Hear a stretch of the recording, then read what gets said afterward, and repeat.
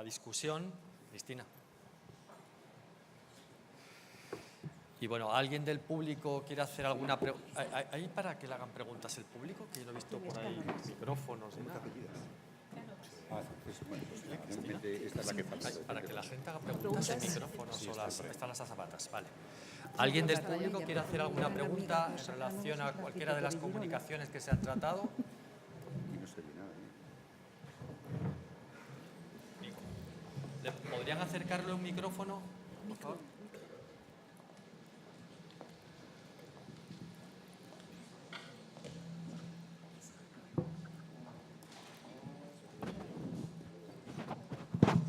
Sí, yo querría preguntar si de los colirios comerciales de los que disponemos ahora, vista la influencia y la inflamación en la aparición del queratocono, si alguno se podría utilizar para, o opináis que alguno se podría utilizar o mantener para evitar esa progresión. De las cosas comerciales que hay, se pueden usar off-label, o sea, se pueden usar sin ajustarse a la indicación. Todo lo que disminuye la inflamación sin excitar las metaloproteasas, en principio, es atractivo usar. Es decir, si podemos usar una ciclosporina en vez de un corticoide, mejor. Si por tiempos cortos usamos un corticoide y ese corticoide no excita las metaloproteasas, como la medroxiprogesterona, mejor. En cuanto a la inhibición de la necesidad de rascado, los antialérgicos, ¿de acuerdo? Se pueden dar a largo plazo, como en los niños que tienen la queratoconjuntivitis vernal. Y, bueno, pues hay veces que no llega con el tratamiento tópico porque se siguen rascando. Entonces, en estos pacientes el abordaje, muy parecido también a lo que hacemos con pacientes alérgicos, se le puede dar por vía oral la Tarax, que es la hidroxicina, que les quita esa necesidad de rascado y como el queratocono, bueno, pues no deja de ser una enfermedad de ectodermo, ¿no? A veces afecta al comportamiento de las personas, ¿no? Los tenemos en la consulta que están así, que están metiéndose en los puños, pues de vez en cuando igual hace falta alguna ayuda de algún otro especialista como los que tienes en la familia, ¿de acuerdo? Yo, si quieres, bueno, lo comentaré luego cuando tenga la charla del tratamiento médico del queratocono, un título muy chulo, pero bueno, lo que sí que se sabe es la ciclosporina. La ciclosporina funciona y quita inflamación, e incluso hay algunos trabajos en los que se produce, habrá también que creérselo, una reducción en las CAS. Mientras que en esos pacientes alérgicos hay que tener cuidado, sobre todo con los corticoides. De hecho, hay algún trabajo que habla que la fluorometolona, son modelos experimentales, ¿no? Pero no solamente los corticoides producen catarata en estos pacientes sobre todo con alergia, que suben la tensión, sino que disminuye la rigidez corneal. Por lo tanto, no sería el mejor antialérgico para utilizar en un paciente que sea alérgico, que tenga una queratoconjuntivitis vernal y tenga el riesgo de desarrollar un queratocono. Entonces, bueno, pues yo creo que más la ciclosporina, ¿no? Venga, ¿alguna pregunta más? ¿Alguien? ¿Tú querías comentar lo del crosslinkeado? Sí. A mí me gustaría ampliar un poco los comentarios de... Se ha dicho que en los países donde hay más radiación ultravioleta hay más incidencia de queratocono. Por un lado, digamos, es sugerente por el hecho de que, bueno, el estrés oxidativo pues aumenta, pero por otro lado, los ultravioletas también es verdad que favorecen el crosslinking natural. Entonces, ese equilibrio, hasta qué punto uno u otro realmente se manifiesta de una mayor manera. Es decir, también habría que ver, no sé si se ha estudiado, por ejemplo, poblaciones de mineros que están muy poco expuestas a ultravioletas, ¿vale? De mineros, por ejemplo, o en poblaciones del círculo polar ártico o antártico, en donde los ultravioletas tienen una proporción diferente, o en zonas de montaña. Es decir, no sé si realmente a la hora de la epidemiología ha habido estudios en este sentido donde realmente se pudiera contrapesar el valor del ultravioleta con respecto a otros elementos. La mayor parte de los estudios epidemiológicos no pueden concluir nada con la radiación ultravioleta. Igual que con el resto de las cosas sí. Es cierto que analizados en análisis multivariantes lo que hacen es ver que lo que más realmente importa es el componente del pool de la raza que vive ahí. Es decir, ahora mismo lo más prevalente es Irán, Israel, Líbano, estamos hablando de 3%, y ahí es lo que hablamos. Mucha endogamia, muchas relaciones entre ellos de selección natural y perpetúan los genes. O sea, tiene todo eso mucho más peso que lo que es la radiación. La teoría es lo que hablamos, más estrés oxidativo, más radicales libres, menor tal. Hay una serie de, como comentaba Jesús, peso de probable de enzimas como la lisilosidasa y demás, que sí que puede tener, pero no hay hasta ahora ningún paper que diga eso que es verdad.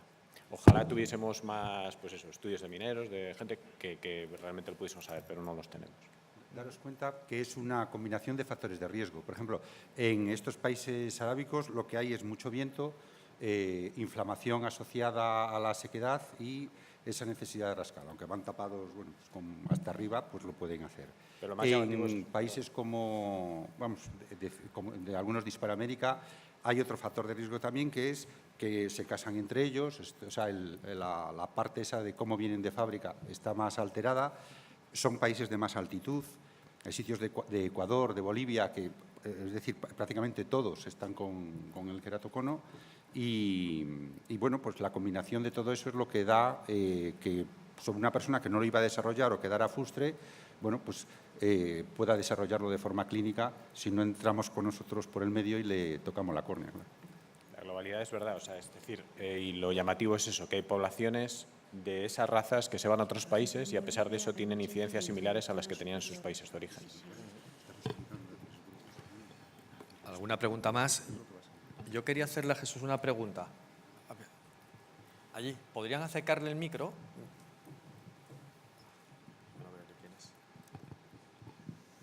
Buenos días.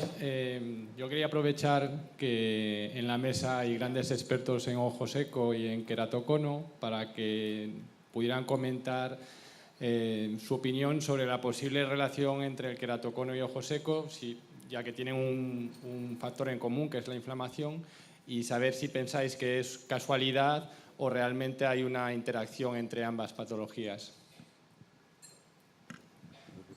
Vamos a ver, digamos que el tener con una inflamación clínica la superficie ocular echa leña al fuego a ese paciente que igual en la vida iba a desarrollar queratocono.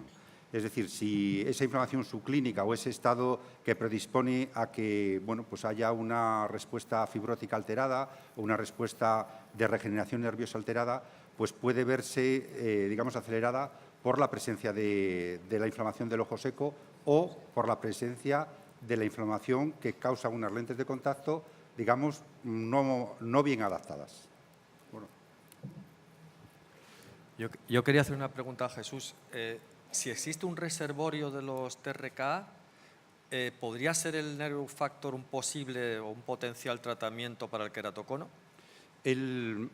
Vamos, no todos los pacientes con queratocono tienen la deficiencia del receptor del factor de crecimiento neural, pero cuando en estos pacientes lo que se activan son otras vías metabólicas. Es decir, como las funciones en general de las citoquinas y de los factores de crecimiento son lo que los investigadores llaman pleiotrópicas y redundantes, es decir, que una misma molécula puede tener varias funciones y varias moléculas juntas pueden tener la misma función, la vía de regeneración en el que tenga poco sería darle mucho y en el que no tenga nada sería aplicar un cóctel de factores de crecimiento. Es decir, que volvemos a los biomarcadores, ¿no? Es decir, que habría que hacer un tratamiento a la carta para los pacientes y hacer proteómica. Ahí, como sabes, ha habido desde los últimos 6 años un estudio multicéntrico donde bueno, pues alguna empresa del país ha liderado esto prácticamente a nivel mundial y lo que pasa es que el queratocono nos gusta a las 400 personas que estamos aquí, pero podríamos decir que caben en un taxi, ¿no? Para reducirlo. Es decir, a la industria farmacéutica, si tiene que sacar un kit de detectar algo, pues que saca infecciones bacterianas de la superficie ocular, alergias, ojo seco, y yo creo que si la compañía esta tiene el suficiente fuelle, pues posiblemente el siguiente, porque también le estamos apretando, será el sacar ese diagnóstico biológico de queratocono, que junto con las novedades en análisis de imagen que se comentarán durante el curso, nos pondrán en condiciones buenas del diagnóstico precoz. Isabel, ¿hay alguna molécula que hayáis detectado que nos pudiera servir para el diagnóstico a nivel lagrimal, porque un biomarcador tiene que tener fácil acceso, aunque bueno, la patología no está solamente en la superficie, sino está más al interior, pero algún biomarcador de diagnóstico, de severidad y de progresión, o de progresión. A nivel lagrimal no. A nivel lagrimal no. A nivel lagrimal. Vale, tendrías que hacer una citología y luego Habría que hacer citología para a nivel llegar. epitelial. Sí, yo quisiera preguntaros, ¿qué pensáis, por ejemplo, simplemente con dar una lágrima, si consideráis que el que tenga hialuronidato, de hecho, el estrés oxidativo es uno de los posibles factores, aunque no esté todavía evidenciado, pero es uno de los posibles factores del que no hablamos mucho, pero está ahí en la etiopatogenía del queratocono. Entonces, simplemente con dar un hialuronidato en el tratamiento de estos pacientes, ¿qué pensáis? ¿Podríamos en cierto modo mejorar? ¿Podría ser una lágrima de elección que tuviera ácido hialurónico en pacientes con queratocono versus otro tipo de componentes? El ácido hialurónico es captado por la córnea. Fue una tesis de Silvia de hace un montón de tiempo. Pero para hacerlo más extenso, con lo que se está trabajando es con todos los derivados sacarídicos de la superficie ocular órgano-específicos. Por ejemplo, pues para cicatrizar una úlcera del pie diabético, bueno, pues se utilizan ciertos compuestos que hacen películas que no solo regeneran mecánicamente, sino que tienen una acción estructura-actividad, sobre todo cuando tienen sulfatos. Estamos hablando de queratán sulfato, heparán, acordaros de la heparanasa, heparán sulfato. Estamos hablando de productos comerciales, vamos, como pueda ser el cacicol. Es decir, que pueden empezar a tener un efecto regenerativo, no solo por la película que hacen por encima, no solo por ser una trampa para factores de crecimiento, que echando una gota, lo bueno que tenga ese ojo se queda allí más tiempo, como alguna otra que van a salir al mercado y se presentan, yo creo que para el mes que viene, sino que también tiene una acción órgano específica. No todos los ácidos hialurónicos son iguales. El que quita el dolor en la rodilla no es el mismo. De los que hemos probado precisamente, por ejemplo, del tipo heparán sulfato, el que mejor está funcionando en el ojo es el del pulmón. Y, en fin, hay una vía por ahí que yo creo que la industria farmacéutica va a estar detrás de ella para mejorar las lágrimas con ese efecto de película y de órgano especificidad. Hombre, el ácido hialurónico, y también lo que dice Jesús, es decir, no es lo mismo uno de cadena corta que de cadena larga, porque es que incluso uno de cadena corta no solamente no reduce la inflamación, sino la puede aumentar.